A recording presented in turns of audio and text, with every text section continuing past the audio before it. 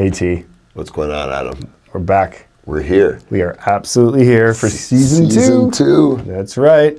We got so much to offer this year. I can't wait to share it with everybody. I really can't. It's incredible. And thank you to everybody who followed season one and has taken part in coming on our journey. And we really, truly hope you're enjoying all the episodes and the content that we're putting out there and providing for you guys. Yes. And this season's going to rock. I got a feeling. Absolutely. First of the changes, the studio. What do you guys think of this? What do you guys think? Drop a comment on the socials. Leave us Let some us know what you comments think. here. Absolutely. So we really appreciate it.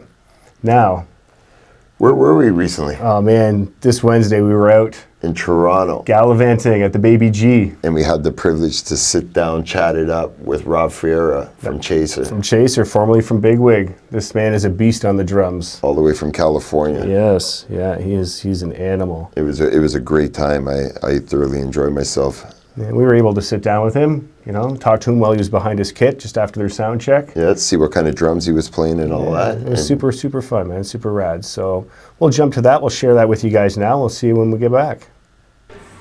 Rob, welcome to Drummer's Paradise. Thank you for having me. No problem. Thanks for joining us. Super stoked. Amazing, thanks. Come to Toronto today. We're playing at the Baby G with the band Chaser. Yes, sir. Yes, sir. Awesome. Exciting. Yeah, great bunch of dudes, great music. I'm super stoked to be here. I've been back in Toronto in almost 10 years, so yeah, it's been a fucking decade, man. I'm super stoked to be back. Yeah, I haven't seen you in a while either, so it's nice. Definitely. For sure. Awesome. Well, we appreciate the invite to come out tonight, especially for Drummer's Paradise. This is a kickoff to season two. Yeah. And we thought we'd do something different by show up on location. Hells yeah. And chat it up with you. And super stoked to be a part of it. Thank you for having us. So let's give us some of your foundation. Where did you pull some of your inspiration to get you into your path of drumming?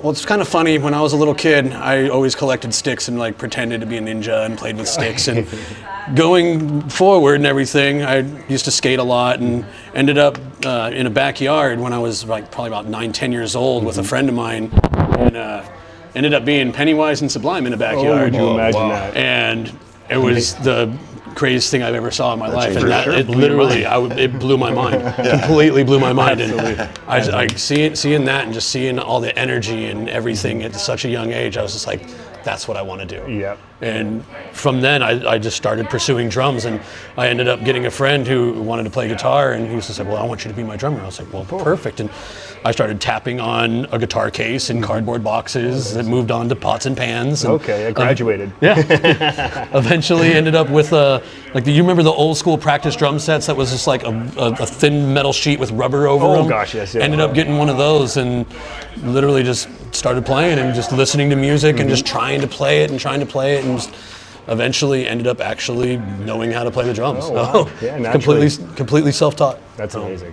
That's a feat in its own, right? Oh, absolutely. A lot of dedication, a lot of years. Absolutely. And you just crush it in the bands you've been in. So it's just, it's done you well. It's been fun. It's been fun. And playing with a lot of different bands and a lot of different styles of music and everything. Trying to better myself as a drummer, playing with better musicians has bettered me as a drummer, and as well as playing everything from punk rock to funk music to death metal. It all has just built a foundation.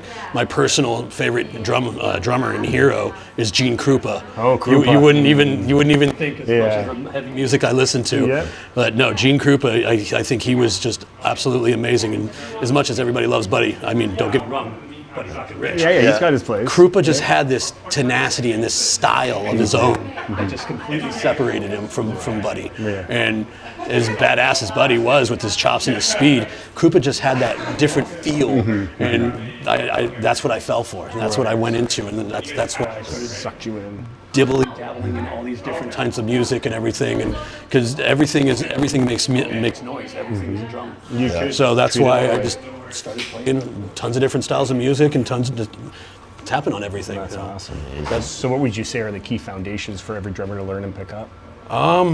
Definitely your rudiments. Definitely got to get your rudiments What down. top three would you say? Well, obviously paradiddles. Okay, number one. I like inverted flams. Okay. I think flams are probably one of my favorites because you can do so many unique different style of flams on everything, doing even crossovers and stuff. That and just keeping your chops, your single strokes. Yeah, keeping the single strokes, definitely. Clean. Like once you get like super clean single strokes and different speeds, and you can, that's where your basic foundation of where you can literally just start doing so many different. Oh, it opens up so many doors absolutely, for you, right? Absolutely. Independence and all that. So it's super cool. It's amazing. So Rob, I see you're just kicking off some of your Canadian dates here. Yes, sir. I believe, Today is day one. Tonight's day one. So let's tell everybody what current setup you got going on this current tour right now that you're playing. This is the Mapex kit that I rented. Unfortunately, I don't have my set, which is normally a Pearl Sessions custom, all maple, lacquer finish, vintage fade, beautiful drum set. The nice, beautiful tone. This guy's not too bad. Yeah, we ended up getting it from L&M, and it's a beautiful maple set. Yeah. Definitely needs a little bit of work. Mapex are great drums. Yeah. Absolutely. Hey everybody, I just want to take a second here to give a shout out to Mapex Drums Canada. They have wonderful gear, and you can grab them at any Long and McQuaid music store and any mom and pop store. And if you can't find them, ask. I'm sure they can get them for you. We've had the pleasure to be working with them, and they are such an amazing company, quality products, and yeah, I suggest you go out and check it out yourself. They have a wonderful catalog. What do you think, T?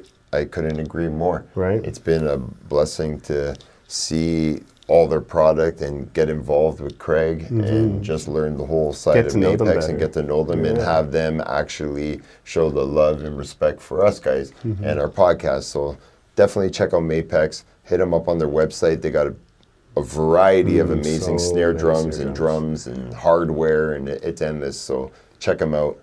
And thank you again to Mapex Canada. Yeah, absolutely. Good. So why don't you tell us about the kit you have at home, and we'll flash a picture to that too, just to show everybody. Yeah, that would be my Pearl session. Almost basically the same setup with one rack, 12-inch rack, 14-inch floor tom. Okay.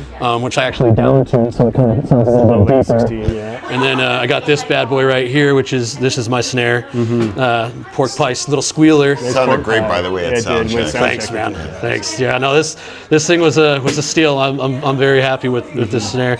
13 by 6.5. And I use the Evans HD dry head, which is the 2-ply head with pinholes, as well as it has a sound ring to give it a nice dampen, so it gives it a clean, solid crack without a lot of overtone. And I recommend this head for any snare, steel snares especially, because it'll absolutely get rid of that tinny sound. I should try it on my Black Beauty, maybe. Dude, let's try it. That might sound good. That's a beautiful snare, by the way. Yeah, the Millennium version. It's a special edition. Nice. But yeah, I'll definitely try that out. That's cool. That, and then I usually, like, these aren't my particular Sabians, but I usually use like the AAX or like AAs. Definitely been a Sabian guy most of my whole life. Well. Definitely some of the best cymbals I've ever used, like sound-wise and durability-wise. For some reason, I just don't break them as much, which is awesome because they're expensive. So.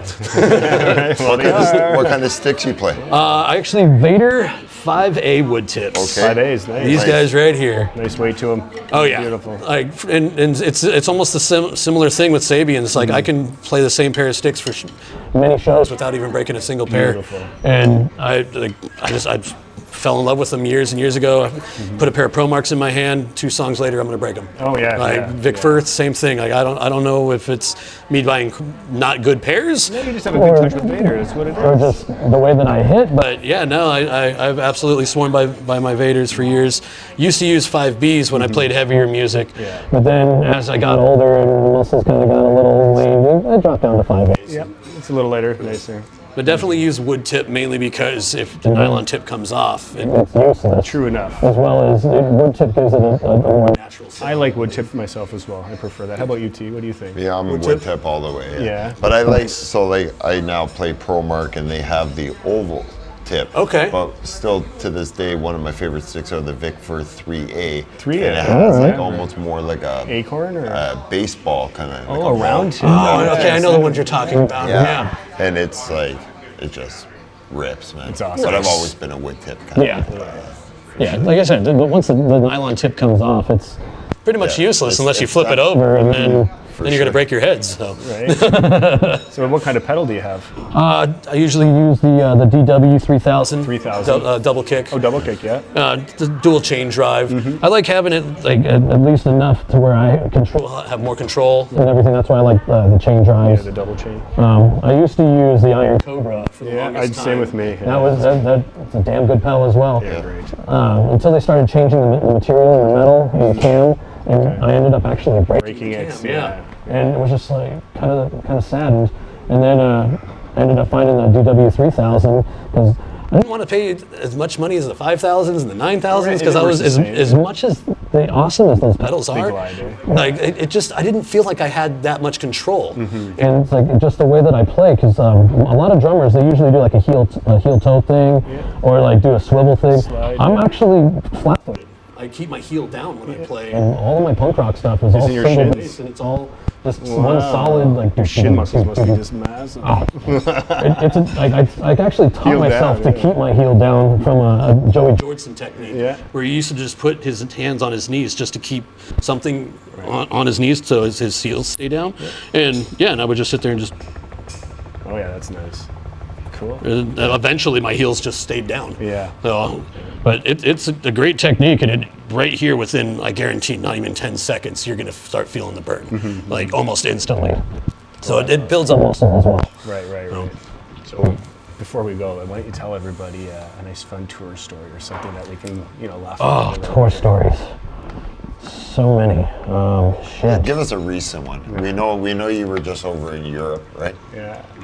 We ran around, I think it was Wiesbaden, or maybe it wasn't Munich. I think it might have been Wiesbaden. A bunch of us running around at 3 o'clock in the morning, drunk, on eating pizza and riding scooters in the streets, just having fun. Or the doner kebab adventures at 2 o'clock in the morning after a show.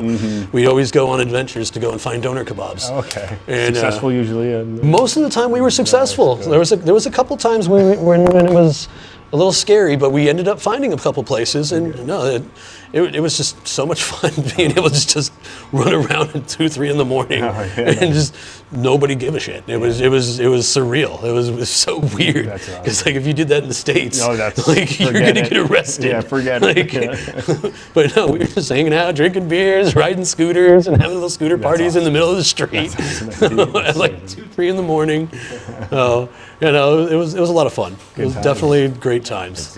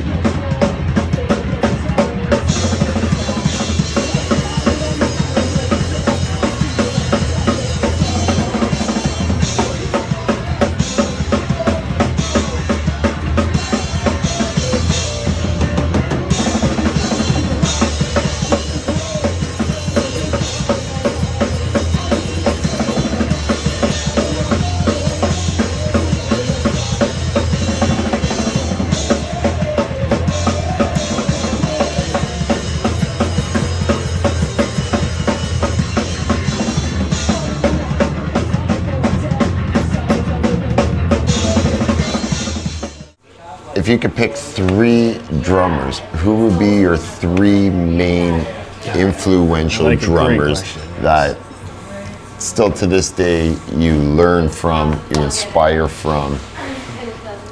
That's definitely a tough one because there's so many great drummers out there and so many different styles of music of great drummers. You just name 3 that you feel your have style is driven by. your style. Yeah. Well, I definitely got to say Byron and Pennywise. Okay. For sure. He's 100%. always been one of my main influences. So fast, he's so clean, so good. Yeah, and just a monster behind the kit. Even at his age now, he's still amazing and just shreds and brings it every time.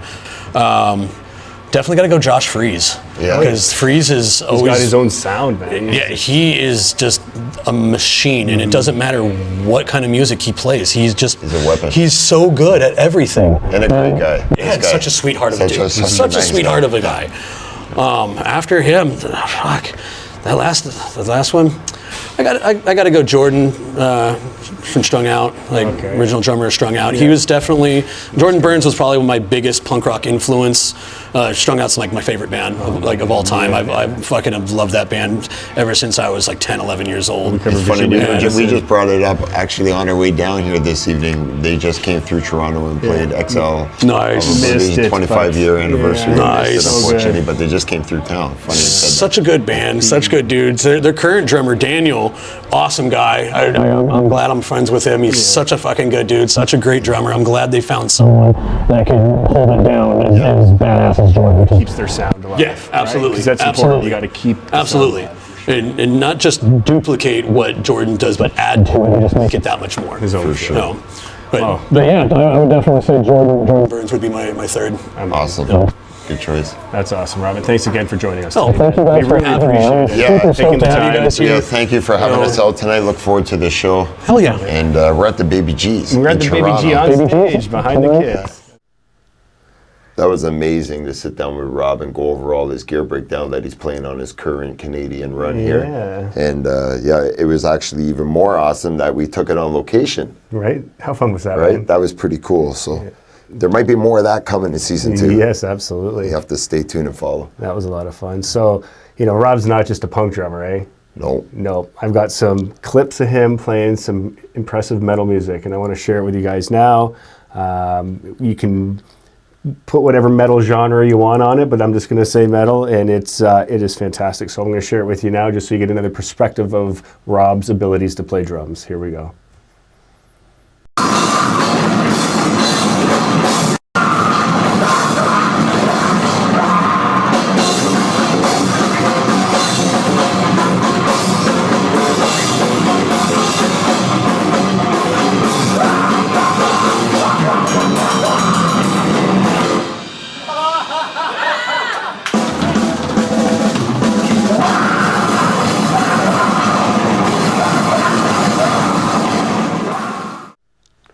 T-Man.